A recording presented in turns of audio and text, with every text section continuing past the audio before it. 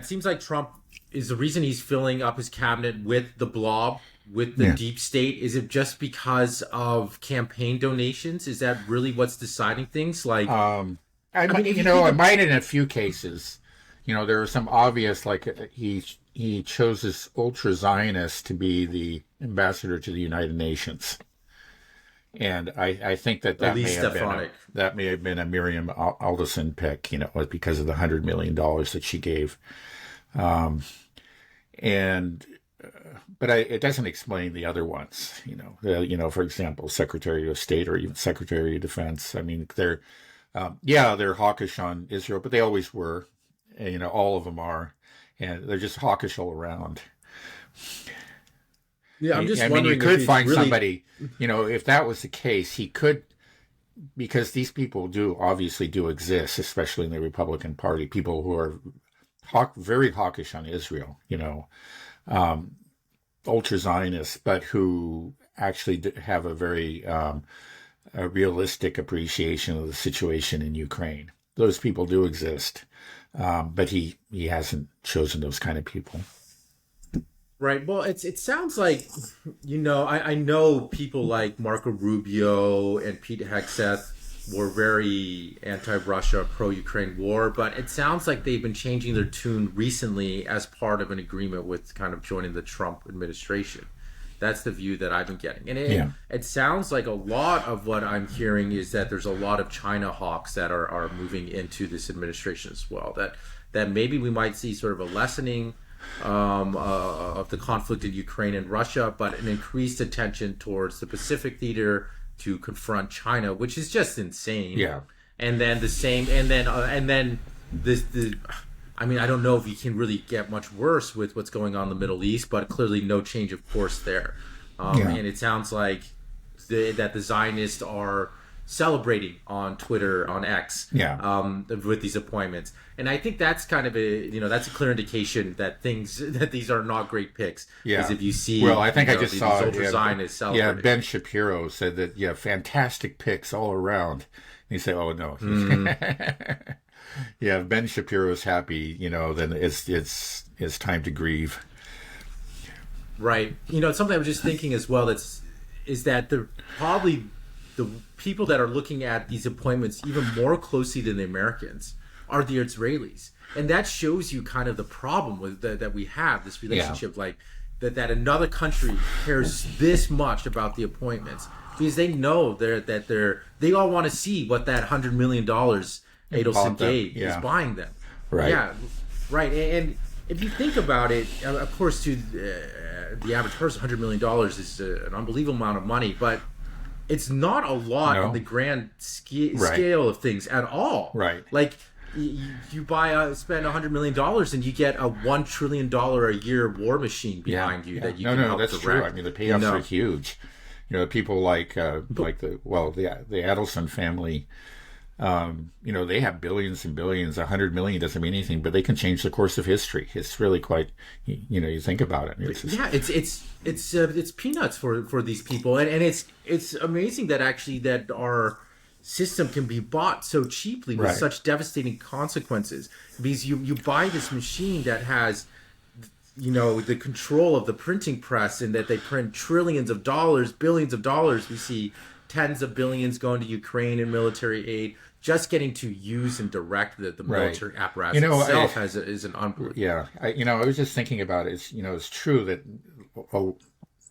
it seems like the vast majority of Congress has been bought and paid for, by Zionist money and by other money. So you would think, well, you can't, and I think a lot of them probably have the attitude, oh, you just can't fight it. You just got to go with the flow. Can't beat them, join them. But that's not true, really. Because let's think about it. Thomas Massie was reelected unopposed, even though he was targeted by the neocons. Remember, he's the congressman that went out and said openly to Tucker Carlson, look, everybody has a minder, a babysitter. Every last member of the Republican side of the Congress and most of the Democrat side actually is, has his someone assigned to him by AIPAC who tells him how to vote. and he votes that way. And it was just like he was probably the only Republican congressman that said, no, I'm sorry, I'm not doing this for you. And so he was targeted, but he was reelected easily. And then think about Ron Paul. He was somebody who never compromised on these issues, never bowed down to AIPAC or to the foreign policy blob in any way. And he was reelected again and again and again in a conservative rural Texas district.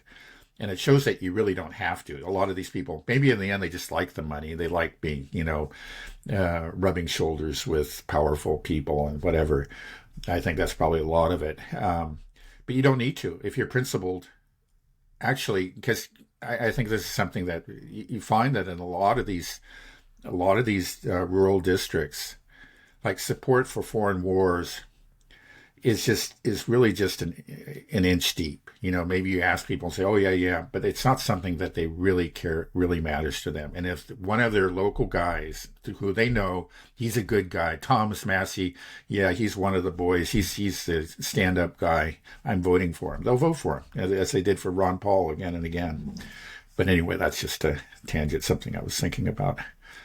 It doesn't have to be this way. The money's there. It's if you had principled people, it wouldn't make any difference. But you have people that just obviously don't have any principles and are quite simply greedy. Yeah, no. It seems like it's so little money in the grand scheme of things. I mean, I know 100 million, like I said, seems like a but right. I mean, but you spread bought across the U.S. government with it. Exactly. But when you just divide it up among all these different Congress critters, and it really doesn't amount to much. I agree, but it makes a difference. Well, of course, that 100 million went that 100 million went directly to Trump, and it certainly did help his campaign. But I'm sure he could have won without it. Right, but I'm just wondering, like, is that just really that's what it takes? Like, if there was a very non-interventionist, more libertarian-minded person that donated $200 million, would all of a sudden we get people like Ron Paul and Thomas Massey filling the cabinet? It would help. Is that? So I mean, you can hate the game, but it seems like that's the game that we have right now. Well, that's the thing is you have to say, like, you have to admit that the Zionists know how to play the game. It's just that of these top donors on both sides, more than half of them are Jewish and Jewish Zionists at that. If you look at the top 10 for the Republicans and the top 10 for the Democrats, I think it's like 6 out of 10 on both sides, more or less, are actually Zionist Jews. So they, and they get their money's worth. It's just like there should be, you would hope that there were other factions out there that were trying to do the same things. But they're really, they're by far the leading donors in the country, and that does make a difference. Right. So if there was like a peace lobby that just got organized and the contributions come in and this is all we will donate to a campaign for a peace candidate and to ensure that we get somebody that won't continue these wars, and we will help fund your campaign. Like, is that all it would take? Like, could that happen? Why can't that organically appear? It seems like that would be something that I would contribute to it. I don't want these wars. Nobody. Most people don't want these wars. Right. Of course, there are organizations like that, but they're very poorly funded. They have very, very little influence in Congress. Why are they so poorly funded? Is it just there's no money in peace, so people just want war? Is that how it works? Well, for some reason, certainly, I think when you're talking about the average citizen, most people are in favor of it, sure. But it seems to be true, like within the billionaire class, there is a very, partly because a lot of them are Jewish, but that's not the only reason. Look at Elon Musk. He's not Jewish, and he's also very much a Zionist. Zionism seems to be the reigning ideology of the billionaire class. And why is that? I don't know. Well, again, part of it is because of the preponderance of Jews that have been very successful in business. I mean, that's just a fact of life in this country and other countries. But that's only part of it. But are we starting to see a shift in terms of Jews that are not Zionists anymore? I mean, that's growing. Maybe that's the only... Right. The problem is that we're talking about the elite. Yeah, but the problem is we're talking about in college students, people in their 20s. That's where you're seeing, younger Jews are breaking away and rejecting Zionism. I don't know exactly. I think it's not quite a majority, but it's a substantial minority of younger Jews are doing that. But they're not in the billionaire class yet. They're not congressmen and they're not, running media companies or anything like that. But maybe 20 years from now, some of them will be, and you will see a difference then. But it takes, Are there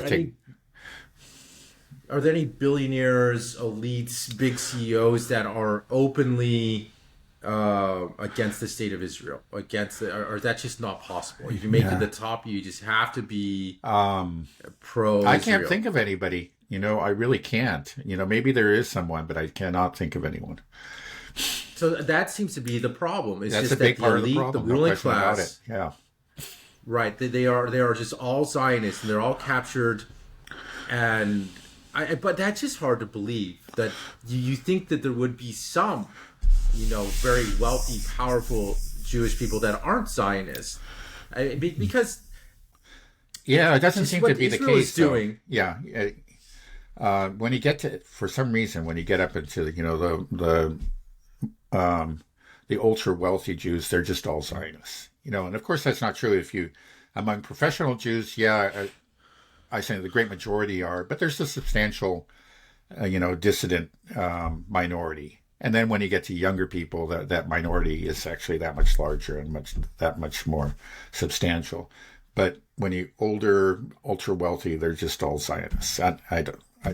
It's an interesting question why that is, but that's just the way it is.